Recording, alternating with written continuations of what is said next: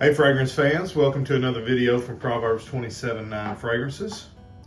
Today I want to be doing a full review on a fragrance that was sent to me recently from the house of DSandDurga, and it is St. Vetyver. If you would go ahead and hit that subscribe button and make sure notifications are on. That way you're notified every time we upload that sweet smelling, savory, fragrance related content. So St. Vetyver, well, let me say, look, recently I have been getting more into niche fragrances. I've always been a designer fan and just tried to find the gems in the designer world. I guess there does come a time where your olfactory experience broadens and you're looking for something that doesn't smell, so similar to what everything else is put out. And so I had recently reached out to several smaller niche brands just to see if they'd be interested in working with a small fragrance channel. And DSandDurga was quick to respond and sent me 4 fragrances. I didn't think I would be reviewing all 4 of them, but I think I'm going to because they're actually all 4 very good. My previous thoughts of niche fragrances is that they were probably not in my lane because from what, several ones I'd smelled, although I liked them, they just was a little too thick and sweet and, strong and all these things. I kind of like eau de toilette concentrations. I like it to be vibrant and kind of float off my skin and not, just be a thick oil that sits there all day. But like I said, everything changes and my taste in perfumery is changing. And so DSandDurga, they're a real unique brand. You can look them up, and I suggest you do. They are very creative in what they make. But I told the lady, I'm kind of a newbie to niche, and so she sent me 4 very wearable fragrances. One being Bowmakers, it was probably the most unique. But my favorite of the bunch was definitely this first one that I'm going to review for you, and it's St. Vetyver. St. Vetyver is a 2021 release. David Seth Maltz is the perfumer, and he is the DS of DSandDurga. And so it's his company, him and his wife. And again, they're just very artistic people. And but this fragrance here is a classic men's fragrance. It's described as an amber woody fragrance. It's described as unisex. I find it very masculine. This would seem strange on my wife, but I don't know. Everybody's skin chemistry is different. Go through the notes. Top notes are seagrass, which is, I guess, another word for seaweed. Bitter orange, pink pepper. Middle notes are hat straw, which definitely has to be in a quart, I guess. Reed and clove leaf. Base notes are rum, agricole, bread nut, and vetiver. Let me spray a fresh top blast here. I've got the dry down on my left hand. And let me get that 3. So when you first spray it, the initial blast, it's very green, okay? Vetiver fragrances are vetiver as a grass.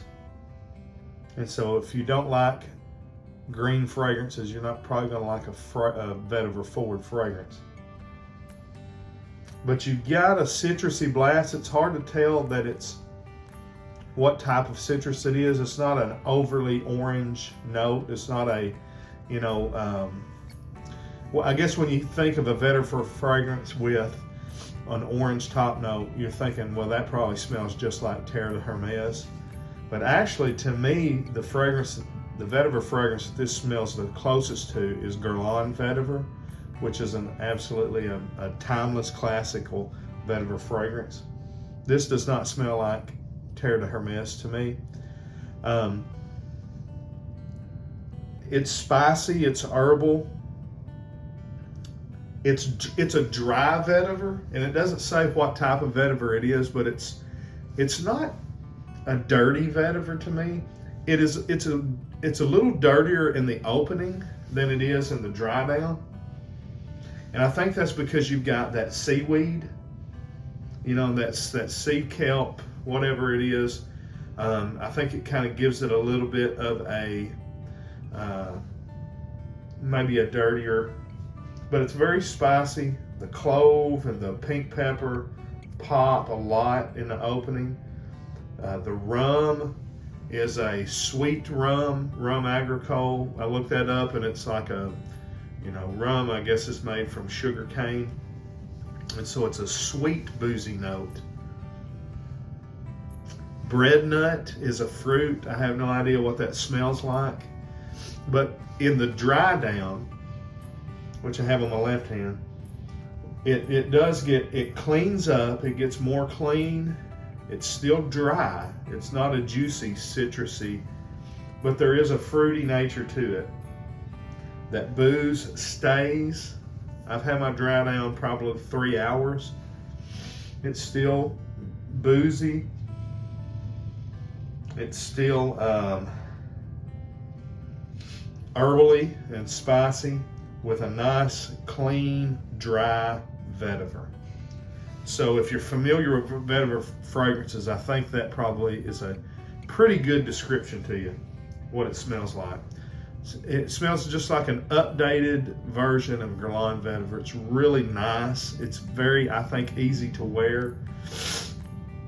It is a classic masculine fragrance, but I don't think it doesn't smell dated, okay, at all. So even though it's a mature fragrance, it doesn't smell dated. If you are the type of person that can wear a very classy, very masculine fragrance, this is going to be a banger for you. I really do love it. It's very nice. As you can see, I've already went through almost half of my little decant they sent me. I really like it. Probably going to wind up picking up a whole bottle of this one. I want to encourage you to try DSandDurga fragrances. You can get, what they sent me was this little sample pack that had these 4 2 ml samples in them, and I think you can get that off their website for $40, and you just get to pick whatever 4 fragrances that you want. So what I got from them was Italian citrus, I don't know what, and Bowmakers. Italian citrus is kind of like a Mediterranean Italian style cologne. I don't know what was kind of a floral sheeper fragrance, and then Bowmakers was a wood bomb. And so St. Vetyver, classy, clean vetiver fragrance, really nice. So, all right, like and share. Make sure you subscribe to the channel. Let me know what you think about this niche brand, or if there's another brand that you think would be willing to work with a small fragrance house. Let me know who they are, and I'll hit them up. Till we see you down the road, we say thank you for watching. God bless you. I'm praying for you. I hope this is a blessing to you. And frag on, frag fam.